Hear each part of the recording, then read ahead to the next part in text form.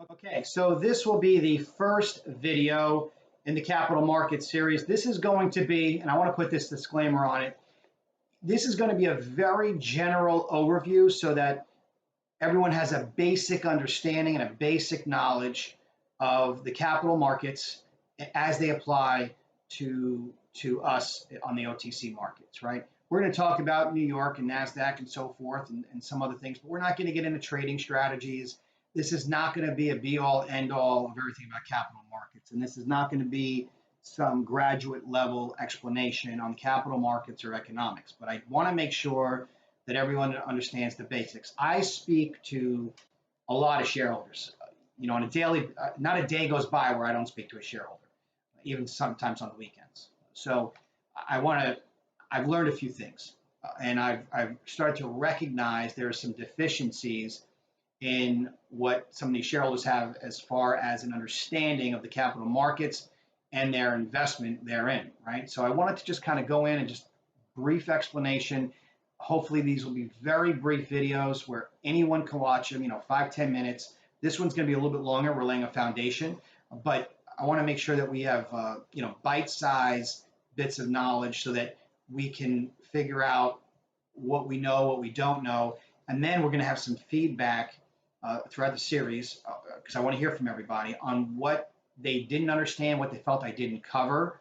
Again, before you send in a message where I didn't cover X, Y, Z, this is not a graduate level overview. This is going to be a very entry level beginner overview into the capital markets. We might touch on a few little concepts, but I don't give financial advice. I'm not really in a position to do so. We're not allowed to at this particular position in the company. So I want to make sure that everyone just understands the bare minimum.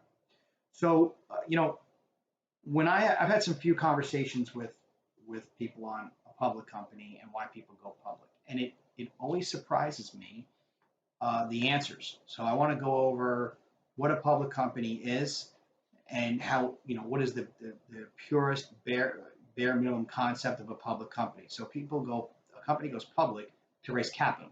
That's the primary reason you go public, right? And in exchange for that, the shareholder investor receives a piece of that. So this was first done over 400 years ago with the Dutch. So the Dutch India Trading Company, they wanted to expand their trade routes. They wanted to expand their operations. And they decided to start selling pieces of that enterprise in pubs and coffee shops, even at the ports themselves where the ships were, because they wanted to expand into shipbuilding. They wanted to expand their spice trade, textiles, and many other things. Sugarcane was a big one. So what they did is they sold pieces and they gave an interest of that particular business in the form of a piece of paper, a stock certificate, right now known as stock certificate. And those people now enjoy the benefit of owning a piece of that company. Historically speaking, when you refer to the largest company in history, that was the India Trading Company. So, or the Dutch East India Trading Company, I should say. So they essentially created the first public company, right? And that is the purest form. Realistically or functionally speaking, when you look at the actions of that particular company, they created the very first vertically integrated global supply chain. They're the largest. And that in itself kind of explains why you go public. They didn't get to be the biggest company in history by funding it themselves. They essentially crowdfunded. We're going to get into that in a second. But they crowdfunded the growth of that company. And that is a publicly traded company. And I know this is going to sound very medial to some. This is not going to, and these videos will not appeal to everyone. Some people who are much more sophisticated and savvy may look at this and say, this is too remedial, and whatever other comments they want to make. But the reality is I need to make sure everybody understands the basic concepts, because I do speak with a lot of people who don't get this. And I don't say that as to insult anyone. It's really important that we educate each other, right, as shareholders, so that we know what we're getting into and what our expectation should be. So now that's a public company. So let's look at the stock market, Because something I have found is that I think most of the people I speak with, and I mean the very great majority, a high percentage, don't understand the difference between the New York Nasdaq versus OTC. And there's a pretty significant difference. So the stock market, it's essentially a crowdfunding marketplace where we sell a piece of the company to shareholders, investors, potential investors, so forth, via a stock certificate. And now they own a percentage. We already covered that. Very, very simple. Okay, I want to keep things super simple. Now, you sell into this marketplace to shareholders and investors at a specific price. The expectation is they're buying this, and now you're creating a supply and a demand, right? They're buying this with the expectation that the price is going to go up. That stock certificate ultimately is sold either at a profit or loss, regardless, right? So that's the marketplace aspect of it. And there's a big difference in what you see on the senior exchanges versus OTC markets. And that's something I'm leading up to, and it's important. This is all, again, based on the price is driven, not just by supply and demand, but many other metrics. We're not going to get into that in this video. Many other metrics, you're going to look, obviously we all know about disclosure statements, financials, solvency of the company, cap structure, what is the share structure of the company. And this is all part of that supply and demand piece, as well as a few other metrics. So I know those are those who are much more sophisticated and say, oh, you're missing a whole slew of things. I know, it's intentional. We don't need to drill down too far into the minutia so people don't understand it, because these are not the factors that we need to focus on.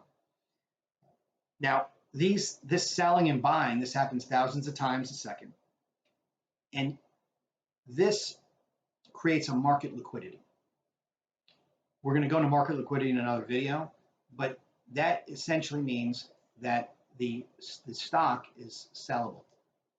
If you buy a stock in any company, but people aren't buying and selling it actively, then market liquidity would be down. If they're selling it many, many times a second, then you have an increased market liquidity and you could sell it easily. If no one's buying, you can't sell it, right? So this is part of some of the metrics that I've gone over in the past where people call me and they have no idea why any of this matters. This is why it matters, because if you don't have market liquidity, the price per share becomes less accurate in my mind. That's one way to put it. It's not a great way to put it, but if something is selling at $3 a share but no one will buy it, is it really worth $3? That's what you have to ask yourself. So we've had exponential increase in market liquidity, and we've had exponential increase in our share price over the past year and a half, 2 years. So this is why this becomes relevant to our particular situation when I put out information or statistics that highlight certain metrics, okay? So again, we went over companies go public to raise money. Why do they want to raise money? Because they want to grow larger and they want to grow faster. And this is what that capital is supposed to be used for. Now, I forget what video I have it in. It might be the second or third video. We're going to talk about the use of capital in the company, because many people have called and asked me, oh, buyback and dividends and a few other things. We're going to go over not just my opinion, but also the effects of those particular decisions. You want to be able to use your capital to hire more talent, develop new products, IP, and not just expand the office place, but its operations, supply chain, fulfillment, etc. So how does a company go public? IPO, reverse merger, and of course, much more common or the term du jour now is SPAC. But what are the IPOs? So an IPO is initial public offering, where they approach a select group of people, say, we want to bring this company public. We want to fund this and go public. Now, what do they use that money for? For a couple of things. They might use it to develop the product further, hire on people. And then what they want to do is they want to file a Form 10 or S1. And these seem easy to say, but this is a process. An S1 could take months, cost hundreds of thousands of dollars, depending on the type of operations you have and what kind of filing you're doing. So you want to they're offering to these early investors this opportunity to invest in the company, go public, and then they offer that in the open marketplace. That's an IPO. Reverse merger, pretty simple, straightforward. Now again, a caveat to this, the IPO, reverse merger, SPAC, I'm giving super simple explanations. I know there's more information to this, and I know there's a little more nuance. I don't want to drill down and get caught up in that right now. I want to give simple, understanding pieces for people to digest, okay? So reverse merger, it's an existing public company. It's what we did. You move operations into that existing company. You change the name, the ticker symbol, and you are now public, right? You have to audit that company, that private company that you moved in to the public company if you want to be a fully reporting company. We're going to go into that a little bit later. We're going to go into that. I have a bunch of notes here. I'm trying to keep this organized so people can understand this, but in a later video, we're going to go into reporting statuses, okay? So SPAC, Special Purpose Acquisition Company, what is that? So what they do is they raise money privately, and there is no business model. There's no actual business in it. They raise the money, they file their listing documents, they go public, and now they have, I think it's between 18 and 24 months typically on targeting a specific company, acquiring that company, and now that is their business model. And that's become very popular in the past, 10, 12 months. That's something that a lot of people are talking about. And I have gotten probably in the past 3 months, maybe, I've probably got a dozen phone calls asking, why don't we do a SPAC? That tells me you don't understand what a SPAC is. We don't need to do that. We're already public. So another reason why we're doing the video. So stock exchanges. So this one is interesting. I know it can be confusing for a lot of people. So you have the New York. That's the most notable, the one that everyone knows. It's the oldest. That is the stock exchange for many people. Nasdaq is an exchange as well. The difference between the two is the New York obviously has the physical centralized location where they process everything at the exchange. Nasdaq does not have the physical location. They do everything electronically. So New York is more known for, Exxon, IBM, Walmart, Nasdaq, Facebook, Google, Apple, more the tech companies that are focused on that one. That's New York, and that's the Nasdaq. OTC Markets. Now, this is something I really want to talk about. OTC Markets is not an exchange. It's not a stock exchange. It's a bulletin reporting service. It has offices. And this is what the argument is. So, so does Nasdaq. They have offices, obviously, but there's no active trading. It's decentralized. It is essentially direct sales. Now, obviously, broker-dealers are acting as the market makers. Your brokerage firm is affecting the transaction when you're buying, but you're buying directly from another shareholder or seller. There's no centralized location. And that's the big difference. And it's a pretty big one. It may seem like a nuance, but it matters. And that's part of what we're going to be talking about in the future. Why does it matter? Well, in the New York and Nasdaq, it's set up as an auction-based system, so the highest bidder wins. That's not how it works in OTC. It's the whole purpose of the market makers and the broker-dealers doing what they do. So these are some of the things I think are important to note. And I'm probably going to do something on the bid and the ask. I've gotten a lot of questions about that once we start talking. People don't necessarily understand what that indicates. The spread, so to speak, that's not something we're going to go into. This is more of the just getting started video, but this is where a lot of that is affected, right? So and again, this will also tie in the supply and demand side on how the price per share is affected at the exchange level when they're transacting and executing trades. So the next thing I want to talk about, and I'm going to wrap it up with this video's gone on long enough, but I get phone calls, we get messaging. The economy's great. Why is the stock price not higher? I want to separate the two. because I think that's a misnomer. So I want to make sure that we give a couple of examples so people understand this. So when the stock market's up, the economy's up, right? No, that's the perception. That's what everyone is used to watching business channels or news channels. What's the market doing? Everybody's asking. And that gets into the Dow Jones, and we're going to go into indexes and indices in a later video. But the idea that the stock market up equals the economy up is a misnomer. They're not the same, not even close. So the current economy is a really good example of that, right? So 2020 saw the lowest inflation in 10 years, 1.2%. July of this year, we're at 5.4%. So if the stock market has continued to climb, why is inflation climbing? Well, why does inflation matter? I'll touch on this a little briefly. Again, this is not going to be a graduate level economics conversation. So for comparison, in 2008, when we had the recession, you're looking at, it was 5.8%, if I'm not mistaken, 5.6%, whereas the Great Recession was 9.8% inflation. So again, these are just small indices that we have to look at. How are they related? What are they indicating? And the stock market has continually gone up over 40 years. It's been consistent. Now, people are going to argue with me and say that's not true. There've been pullbacks. Yes, but if you look over the past 4 decades, it has been consistently going up. The economy has not, and there's many indicators for that. One of them would be natural gas prices. Year to date, natural gas is up 99%.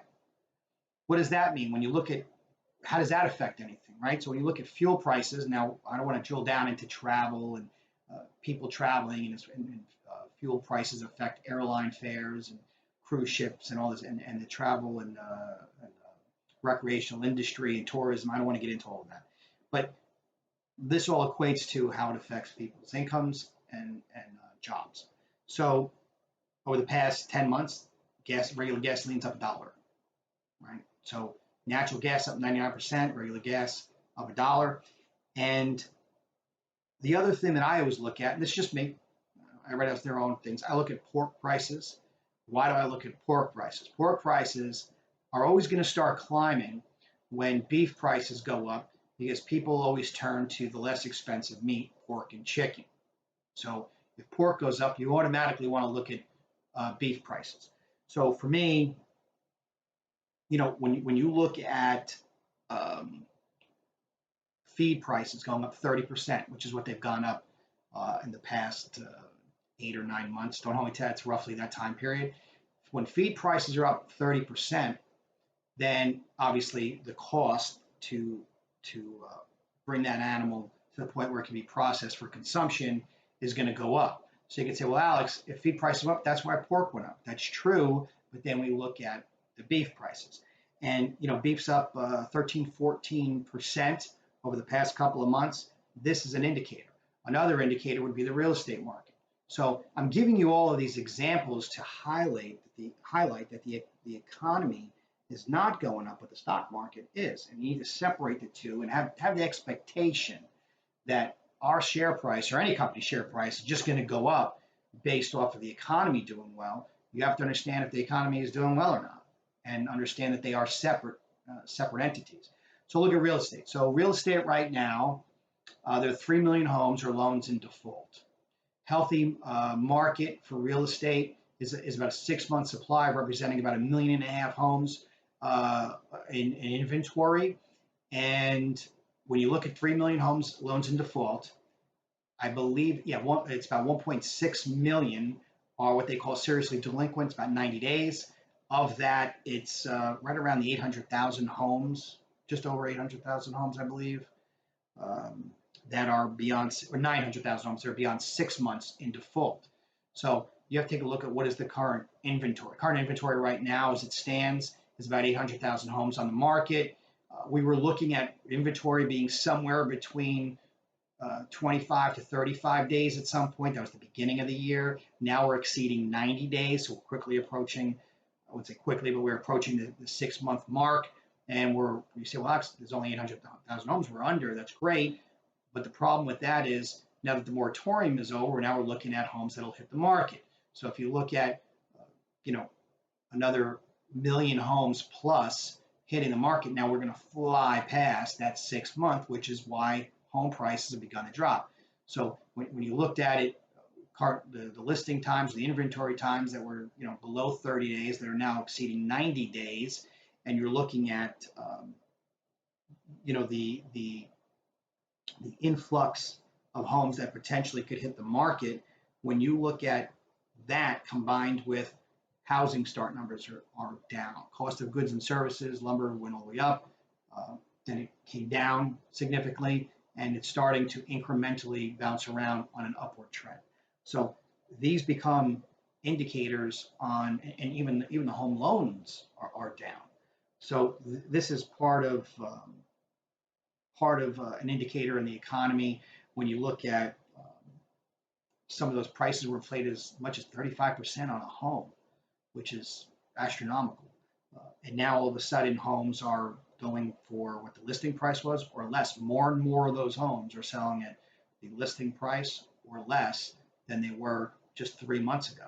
So we're seeing that trend go downward.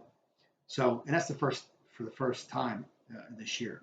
Even active listings are down 22%, I think I read, year over, which is not a good indicator. New home starts were down, I said as well.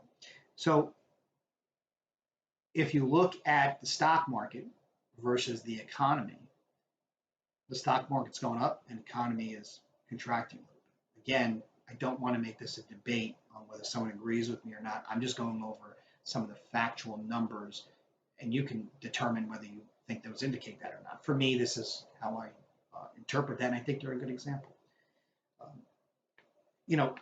You also have to take a look at the stock market versus the GDP. The GDP has not grown the way the stock market's grown. In fact, in many instances, it was dropping down. So when you look at wages, wages would be a good one, right? So wages have grown since the mid 60s about $2, right? So if you're looking at $2 an hour in wage growth, does that over since the next 60 years, right?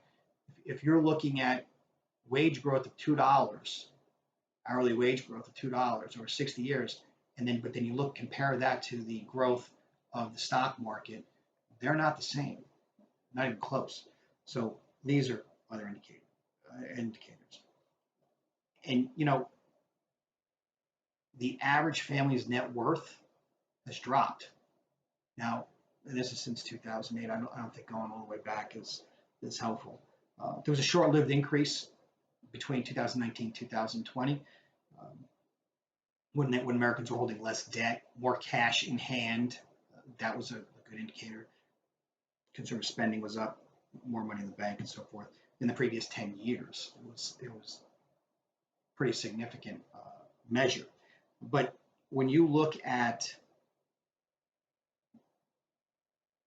the stock market as one of since the 50s roughly, the single biggest wealth generator, and actually helped create the middle class to what it was.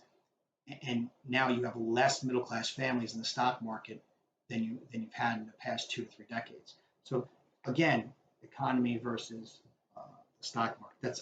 And by the way, I'm not predicting this major crash, or I know people talk, but I want to just drive the point home that the stock market is separate from the economy, because we get a lot of questions on stimulus money. How come you're not doing this? And the economy is booming. How come stock price isn't this? These are separate animals, if you will.